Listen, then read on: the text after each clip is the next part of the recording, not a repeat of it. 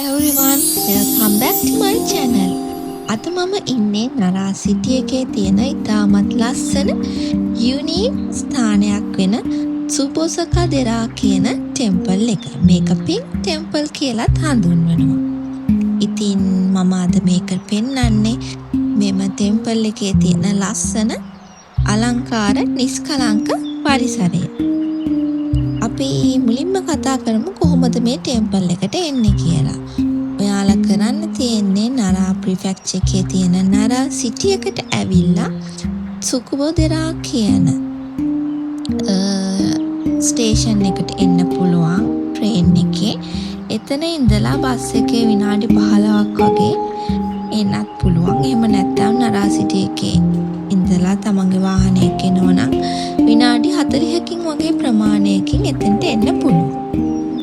ඉතින් මේ මන්දිරය හදලා තියෙන්නේ වසර 1300කටත් වඩා කලින්. බොහෝ දෙනා මෙතෙන්ට කියනවා පින්ක් කලර් පැගෝඩා එකක් කියලා තියෙන්නේ. මේ ටෙම්පල් එක නම් ඇත්තටම ලස්සන ස්ප්‍රින්ග් කාලෙට එහි අර චෙරි බ්ලොසම් එකත් එක්ක මේ පින්ක් කලර් එකක් ගන්නවා. ඒ වගේම සරත් සමයටත් ලස්සනයි. අපි ගියේ සරත් සමයේ ටිකක් මුල නිසා ගොඩක්ම අර ගස්වල පාට වෙනස් වෙලා නැහැ. ඒ පුදුම නිස්කලංක ලස්සන තැනක්. ඇත්තටම හරිම පීස්ෆුල් මෙතන. මෙතන තියෙනවා බුදු පිළිම. ඒ වගේම එකෙන් පිළිබිඹු වෙනවා නිවන් ගුණයත් සංසුන් කරන අර භාවනා යෝගීව සිටින ආකාරයත්. ඉතින් ගොඩක් වෙලාවට ස්ට්‍රෙස් වෙලා තියෙන වෙලාවක මෙතෙන්ට ආවනම් හිත හොඳට සංසුන් කරගන්න පුළුවන්. එතකොට මේකේ ඔයාලට මම දාලා තියෙනවා මෙහි තියෙන කැටයම් වර්ග චිත්‍ර, ජපානයට එහෙම ආйти සමහර ප්‍රතිමා.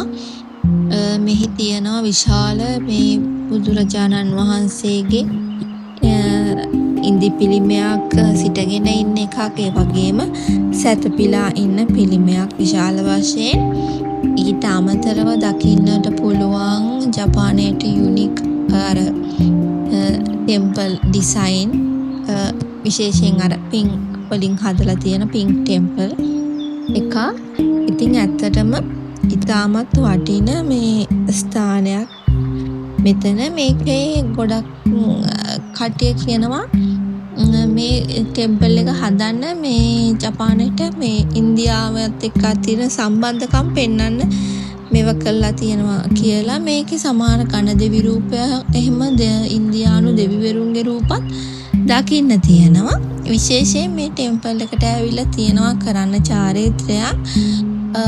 එතෙන්ට ගියාම මෙහෙන ජපන් ජාතිකයෝ දෙනවා මේ ඒ ස්ටෑම්ප් එකක් ගහපු මේ සුදු පාට නිකන් පොලයක් වගේ පොඩි කඩදාසියක්. මේ එතෙන් ඒක ඇතුළට අරගෙන ගිහිල්ලා ඒකේ තියෙන අර මේ බුදු පිළිමයක් වගේ ඒ පිළිමේ මේ නිකන් අපි අර පිහ දානවා වගේ කරන්න ඕනේ. එහෙම කරාම ඒගොල්ලෝ හිතනවා අපි කරන මේ රැකියාව අපේ ශරීර සෞඛ්‍ය මේ ඒක මේ හොඳ අතට හැරෙනවා කියලා. ඉතින් අපිත් ඒක කරා. මම මේ ඒකේ ෆොටෝස් වගේකුත් තිබුණා. ඒ ටිකත් මම දාන්නම්. ඇත්තටම මේ නරා අවට ජපානයේ ඉන්න කෙනෙක් නම් කියෝතෝ නරා ඉන්නවනම් මෙතෙන්ට ඉතාමත් එන්න පහසුයි. එහෙම නැත්නම් ලංකාවේ කෙනෙක් ජපානයට එනවනම් අනිවාර්යෙන් මෙතෙන්ට යන්න පුළුවන්. මොකද මේ බෞද්ධ සංස්කෘතියට අයිති දේවල් මෙහි තියෙන්නේ. ඇත්තටම හිත නිස්කලංක කරන පුදුම ලස්සනක් තියෙන. ඒ ලස්සනක් කියන්න බැරි ස්ථානයක්.